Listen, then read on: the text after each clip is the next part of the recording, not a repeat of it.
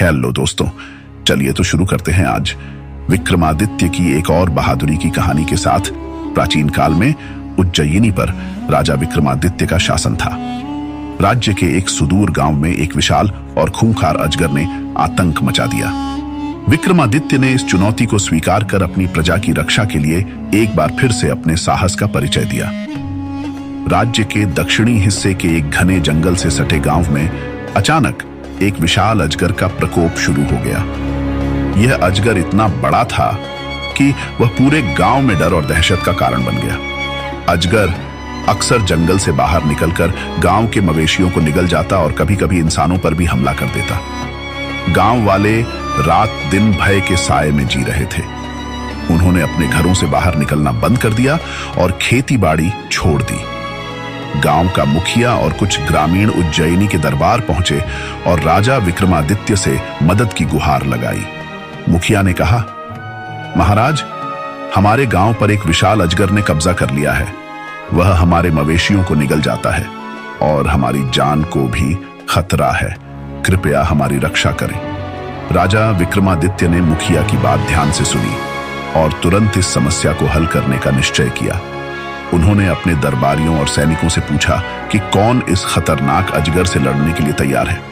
लेकिन अजगर की भयावहता के किस्से सुनकर कोई भी व्यक्ति आगे नहीं आया। तब विक्रमादित्य ने खुद इस कार्य को अंजाम देने का निर्णय लिया। उन्होंने कहा, एक राजा का सबसे बड़ा धर्म अपनी प्रजा की रक्षा करना है। यदि मेरे राज्य के लोग भय में हैं, तो यह मेरा कर्तव्य है कि मैं उनका भय दूर करूं।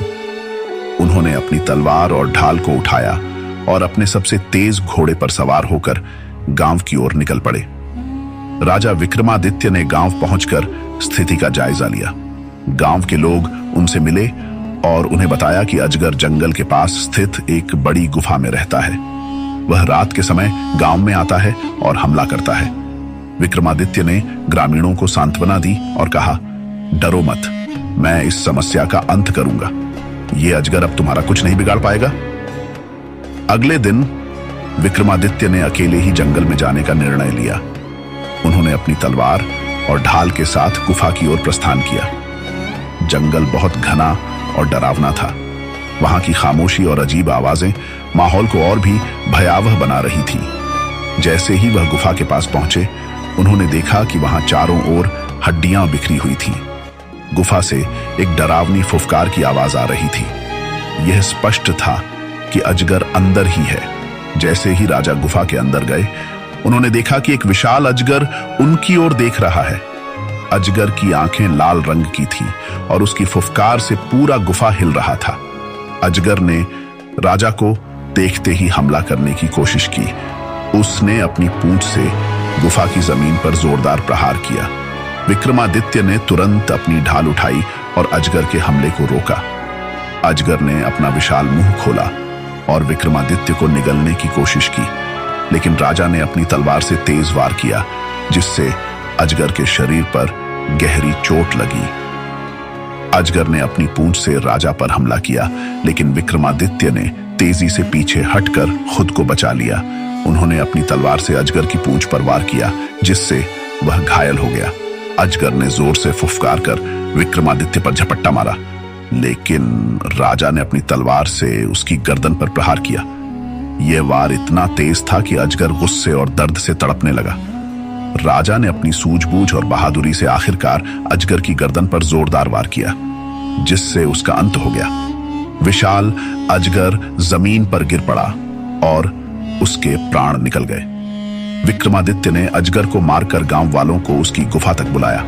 जब गांव वालों ने देखा कि वह भयानक अजगर मर चुका है, तो उनकी खुशी का ठिकाना नहीं रहा। ग्रामीणों ने राजा विक्रमादित्य का धन्यवाद किया और उनका जयकारा लगाया। उन्होंने कहा, महाराज, आपने हमारी जान बचाई।